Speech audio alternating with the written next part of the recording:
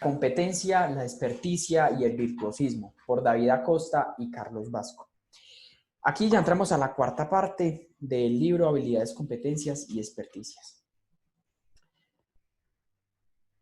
En este título se nos empieza proponiendo un estado en el desarrollo de habilidades en cuanto a la adquisición de una competencia.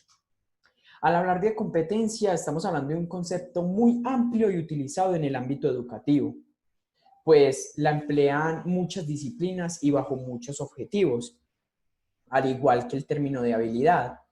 Y aquí es donde entramos que según Werner, nos habla de que el término de competencia se convierte muy de moda, lo que ocasiona una exacerbación en cuanto a sus múltiples significados. Es decir, hay una inflación conceptual. A diferencia del concepto de habilidad en el contexto educativo colombiano, existen acuerdos sobre cómo entender la competencia. Y es allí donde llegamos las competencias y el problema de la transferencia. A mediados de los años 90 hubo una renovación educativa en el país, pero había una gran preocupación en cuanto a que se invertía mucho y no se producía ninguna productividad laboral o empresarial, es decir, no habían resultados tangibles en cuanto a los ámbitos productivos o culturales. Esta preocupación llevaría a que hubieran cambios en cuanto a la evaluación y al modelo de la educación por competencia, en donde el sujeto sepa resolver de manera autónoma y eficaz las situaciones de la vida. Todo eso según Benetton. De esta manera, el sistema educativo colombiano buscó por medio de la noción de la competencia que no solo era importante conocer, sino el saber hacer.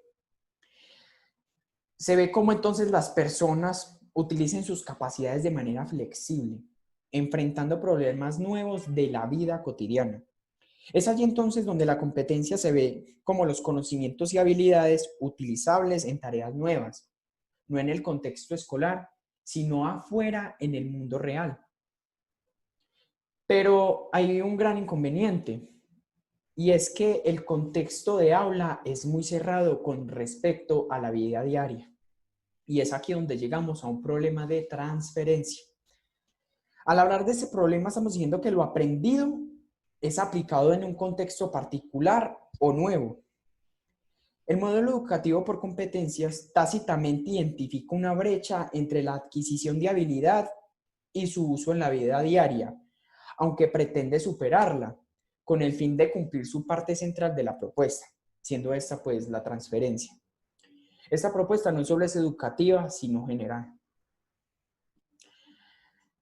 Aquí llegamos a un aporte de Richard y Perkins que nos habla de que el objetivo de la educación es que lo aprendido se utilice no aquí ni ahora, sino allá y después.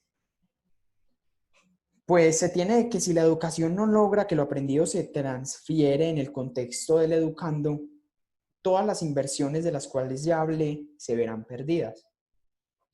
Aunque se aseguraba que la transferencia se haría sin tropiezos, pero esta suposición se vio debilitada con las investigaciones que cada vez eran más abundantes.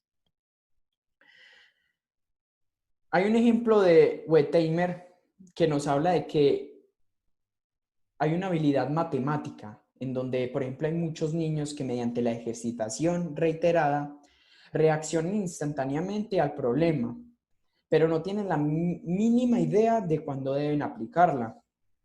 Allí se abre paso a lo que nos dice Perkins, que la educación desarrolla de manera superficial los conocimientos y habilidades que tienen una aplicación muy limitada en la vida real de los estudiantes. La transferencia fue muy criticada e incluso se definía de que no era digno de ser investigada. Pues la transferencia es un logro imposible de alcanzar. Se decía que el sujeto no estaba preparado para tal desafío y por ende su conocimiento estaba anclado a un contexto particular. Hay otros que la defendían, decían que sí transferíamos, pero no de la manera como un investigador o maestro lo quería. Ese debate continúa abierto y pues la balanza se inclina a la transferencia, ya que ya se tiene más conocimiento del término y se concluye que no es sencillo hablar de la transferencia si existe, sino bajo qué condiciones está la transferencia. Todo esto basado según Perkins y Salomón. Pero entonces, ¿cómo las competencias se integran al modelo que ya he venido presentando? Empecemos con un ejemplo de la lectura. Luego de aprender a leer, el sujeto no encontrará dificultades posteriores donde pueda usar tal habilidad, ya que los textos llaman a ejercer dicha aplicación. Es decir, el sujeto ya tiene la habilidad de lo que debe hacer.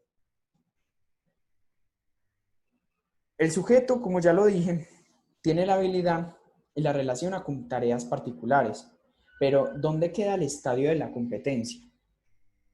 La competencia está cuando el sujeto no solo emplea de manera flexible y apropiadamente lo que aprendió en su contexto, sino que, según Vasco, lo lleva a contextos nuevos y retadores. Entonces el sujeto tiene la habilidad de la lectura y sabe cuándo usarla, pero su competencia radicará en cuando se enfrente a las lecturas más complicadas que realmente le permitan desarrollar la capacidad. Otro ejemplo está la habilidad matemática de resolver ecuaciones, pues se tiene el conocimiento, la motivación y la práctica. La competencia no está en que solo sea resolver problemas que encuentra en su libro, sino que es donde lo aplica fuera del contexto. Por ejemplo, en decidir cómo invertirá de la mejor manera su pago salarial, incluyendo el IVA. También, otro ejemplo podría ser a la hora de mercar. Tener el conocimiento matemático y aplicarlo en el contexto. Es decir, tengo una habilidad matemática, pero con respecto a contexto de mercar, ¿cómo lo voy a usar? ¿Qué proceso matemático voy a saber usar? Es allí donde sé que soy competente en algo. Como conclusión, ser competente es dar un paso más allá del desarrollo de la habilidad. Por ejemplo, realizar mis tareas, pero buscando otras en donde las pueda aplicar. Es aquí donde nos dice pues que no hay una transferencia igual, se nos dice que hay una cercana y una lejana. Con respecto a la cercana, es sobre las situaciones que son iguales a las cuales el sujeto adquirió su habilidad, por ejemplo, a la de la lectura. Pero la lejana se caracteriza porque son muy pocas características que se mantienen, por lo que la transferencia es complicada, como la habilidad matemática de resolver ecuaciones. Y de aquí se genera una gran pregunta. ¿Por qué los sujetos al demostrar sus habilidades en clase no las utilizan después en su vida diaria y por ende hablar de que no son competentes? Aquí ya pasamos a las teorías de disposiciones cognitivas, que es la que nos daría respuesta a esta pregunta brevemente. Había un grupo de investigadores del Proyecto Cero de la Universidad de Harvard, integrado por Perkins, Tishman y Jay. Ellos buscaban estudiar la naturaleza del pensamiento crítico y creativo. Y a partir de esto sacaron sus resultados como que somos más inteligentes que nuestros actos y que nuestras habilidades cognitivas superan nuestros desempeños al punto de no actuar hasta el nivel que podemos hacerlo. En otras palabras, somos más hábiles de lo que creemos, pero no tan competentes como pudiésemos creerlo. Así que ellos, a partir de esto, definieron lo que es un buen pensador, que es aquellos que emplean y transfieren sus habilidades cognitivas conscientemente. No basta con el análisis de nuestras habilidades, sino que se deben considerar los intereses y motivaciones, ya que estos son elementos los que juegan un papel de tal proceso. Es decir, una persona no solo debe poseer la habilidad, sino que tiene que estar dispuesta a emplearla en su vida cotidiana. Según los autores, había una postura educativa. la cual habla de que una persona transfiere sus habilidades cognitivas a todas las situaciones que necesitara. De lo contrario, indicaría que simplemente no las poseía o que la transferencia era imposible. Y a partir de aquí se crean estos 3 puntos. El primero, existe una brecha entre lo que la persona es capaz de hacer y sus habilidades, las acciones que realiza y sus desempeños. La segunda, tener la habilidad no es suficiente, sino que se necesita un elemento como la motivación para actuar. Y la tercera, estos elementos son diferentes a las habilidades mismas. Por encima de todo esto, lo que es más significativo de que la persona lo tenga es la sensitividad, es decir, la capacidad para descubrir el momento en que sea necesario el uso de la habilidad que tenga. Por ende, se establece una tríada disposicional, la cual consta de la habilidad como tal que permite al sujeto saber qué hacer y cómo hacerlo. También de la motivación, elemento emocional actitudinal que llevará a una inclinación de saber si sí se va a actuar o no. Y por último, la sensitividad, como dije, muy importante, lo que permite detectar cuándo llevar a acción en los momentos más relevantes.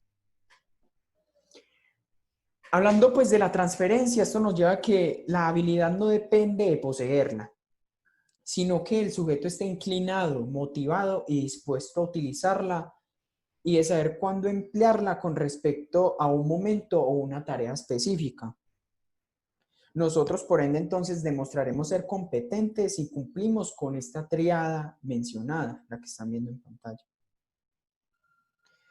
Otro aporte a este estudio es que estos 3 elementos de la triada disposicional, el que tiene más relevancia aquí es la sensitividad. La transferencia no es que sea imposible de tener, sino que no todos los sujetos poseen la sensitividad requerida para aplicar conscientemente sus habilidades en situaciones relativamente nuevas. La sensitividad, por ende, se convierte en un elemento central cuando usamos nuestras habilidades, que es un mecanismo para llegar a la transferencia, para desarrollar la competencia. Es como si fuera un puenteo. Gracias a la sensitividad tenemos ese puenteo de poder hacer transferencia y por ende ser competentes en algo. Para generar todo eso se necesitan horas de práctica, motivación y obtención de nuevos conocimientos.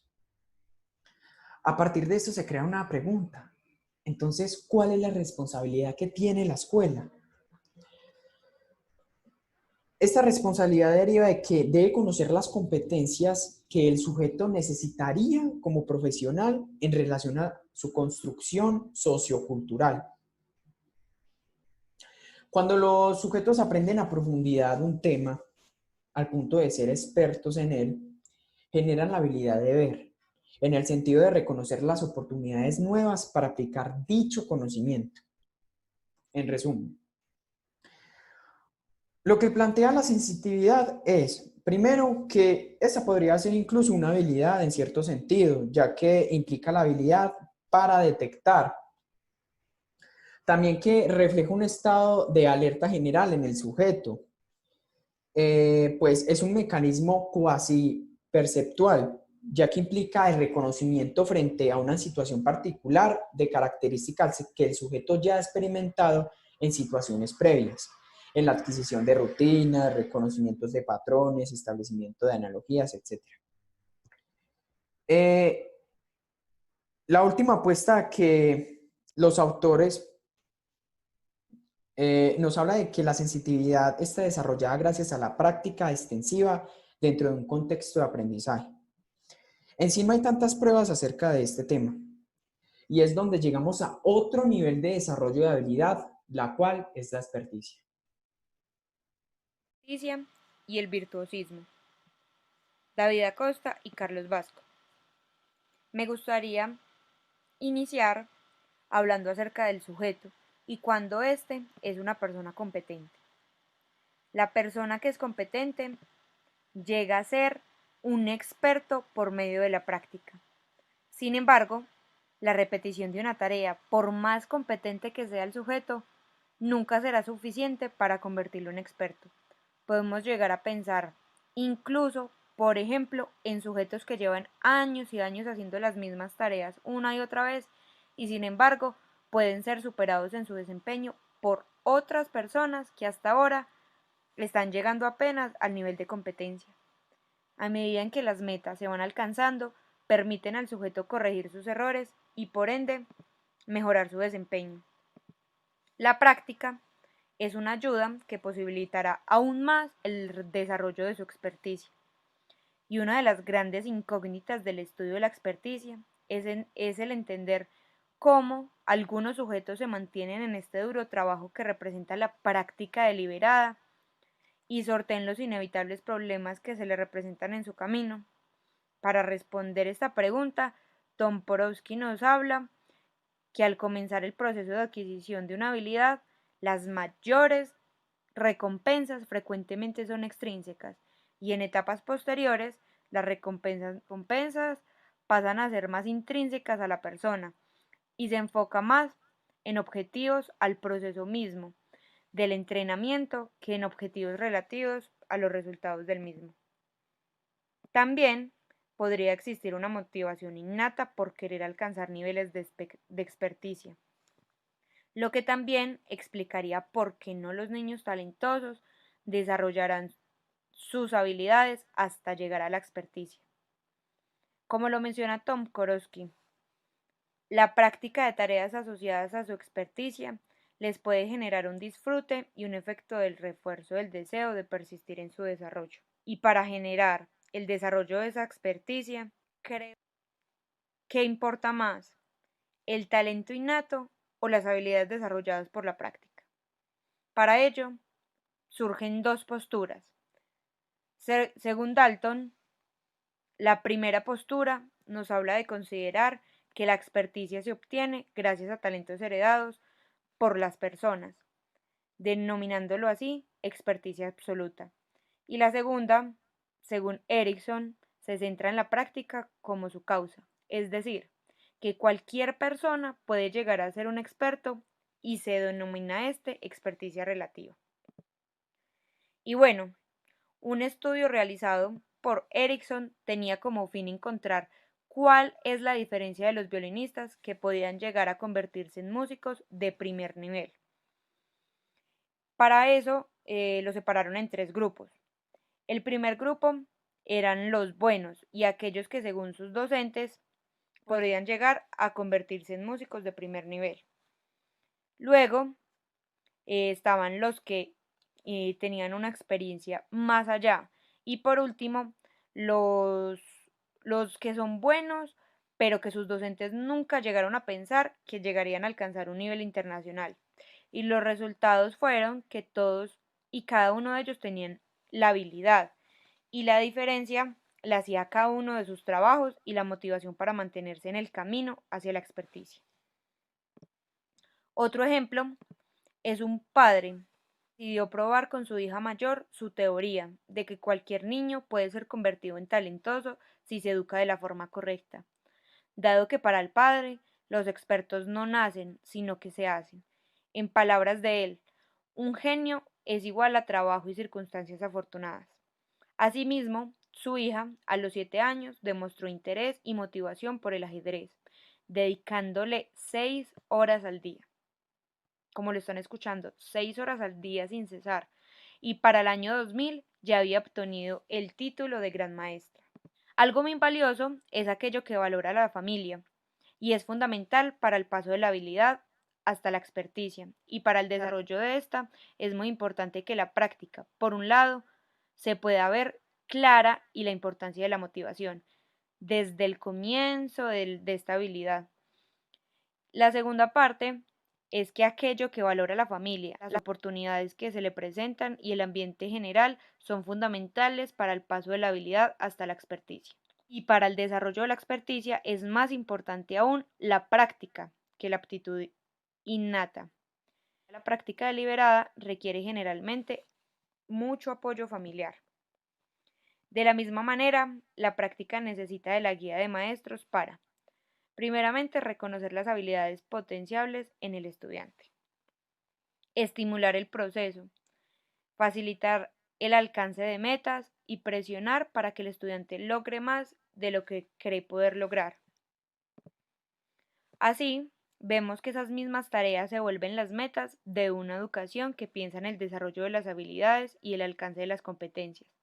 En conclusión, como lo menciona Erickson, aunque las acciones de los niños talentosos puedan hacer parecer que nacen siendo expertos, o al menos están demasiado cerca de serlo, hasta el momento que no se ha presentado ningún caso que demuestre un alto desempeño sin una práctica deliberada para llegar al nivel de experticia y mantener sus desempeños en ese mismo nivel. Por lo tanto, puede que los niños talentosos hayan nacido con una aptitud hacia una habilidad, y como pudiésemos decir en su momento, hayan alcanzado el nivel de la habilidad mucho más pronto que sus padres, pero para ser expertos en dicha ventaja ya no cuenta tanto. Luego de esto, pasemos a enumerar los efectos que genera la práctica deliberada en el ser humano. Primero, permite continuar ampliando su base de conocimientos. Esto quiere decir que a medida que aumenta el nivel de experticia, también lo hace este conocimiento y sus elementos se vuelven mejor organizados e integrados. Los conocimientos resultantes le proveen al experto una base para seleccionar, manipular e interpretar la información del ambiente. Segundo, es la consecución de una memoria excepcional sobre los detalles del dominio de la experticia. En vez de memorizar cada uno de los elementos percibidos, la persona los agrupa y los procesa como única unidad, y cuando estos mismos elementos son percibidos de nuevo, el experto reconoce el patrón rápidamente y puede hacer la analogía. Tercero, los sujetos perciben el mundo diferente a nosotros. Ellos deciden sus actos frente a una situación actual y se basan de sus experiencias. La mayoría de los expertos trabajan en el ámbito de lo familiar, pero lo familiar para ellos, no para la gente en general. Cabe aclarar eso. Luego sigue la consolidación de la sensitividad que se comenzará a desarrollar en la etapa de la competencia del sujeto. Es decir, cada nuevo descubrimiento va ampliando su base de conocimientos, lo cual a su vez potencia la misma sensitividad para encontrar nuevas oportunidades. Por lo tanto, la sensitividad se nutre de sí misma y al mismo tiempo ayuda a fortalecer la experticia alcanzada y a transferirla, que es lo más importante. Por consiguiente, debemos entender que la experticia de dominio específico significa que un experto rara vez lo es en más de un campo, lo cual ha probado ser uno de los resultados más perdurables en el estudio de la experticia. Un experto es capaz de utilizar su habilidad en una enorme cantidad de situaciones de manera flexible, incluso dentro de su mismo hábito de experticia.